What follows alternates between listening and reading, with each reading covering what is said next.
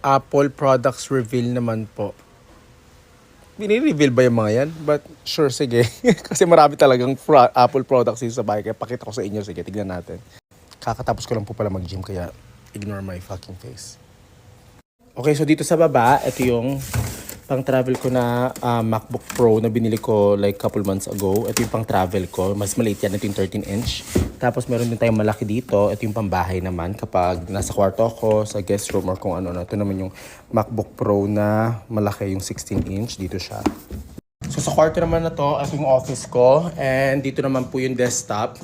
Kapag office ang vibe ko, dito po ako nagde-desktop. Tapos, ito yung ultra watch ko na ginagamit ko for running para makita ko lang kung gano'n ko lang yung tinatakbo ko, kilometers or miles. Tapos, ito yung AirPods number 1 Pro. Ito yung Pro.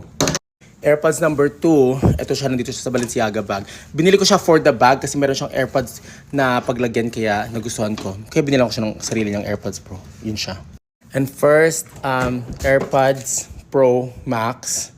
And dito yung, hindi ko alam kung AirPods Max, ito ba yun, whatever you call it. Pero ito yung pang mga outfit ko, pag naka-black ako, ito yung pinang style ko. Pero hindi ko pa ito nagagamit, kaya kabibili ko lang. Yun siya. Okay, sa kwarto naman na to. So sa kwarto naman na ito, meron akong isang Apple TV na hindi ko na ginagamit ko sa TV na to. Meron akong lumang AirPods, third AirPods Pro. Ito, nandito siya, hindi ko na ginagamit yan. And ito naman yung luma kong past last year ata to na Apple Watch ko, hindi ko naman ginagamit at all.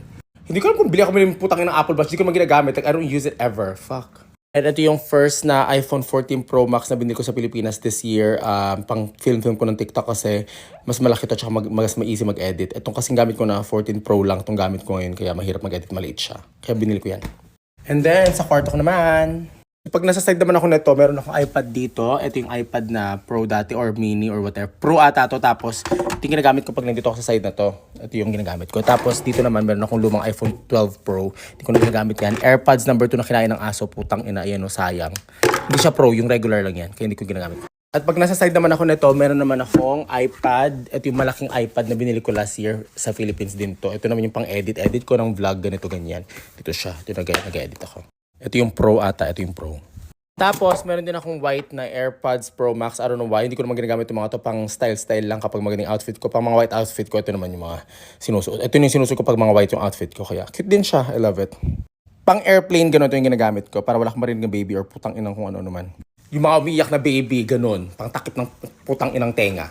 And dito naman sa baba, pala nakalimutan ko, meron palang dalawang iPhone 14 dito, Pro na maliit tsaka malaki. Na-imbier na ako sa kulay kasi ito purple, tsaka ito naman yung black. Kaya ayaw na ayaw ko yung mga kulay na hindi ko alam kung bakit ko binili. Kaya papadala ko later on kapag uwi ko ulit sa Pinas. Kaya yun lang.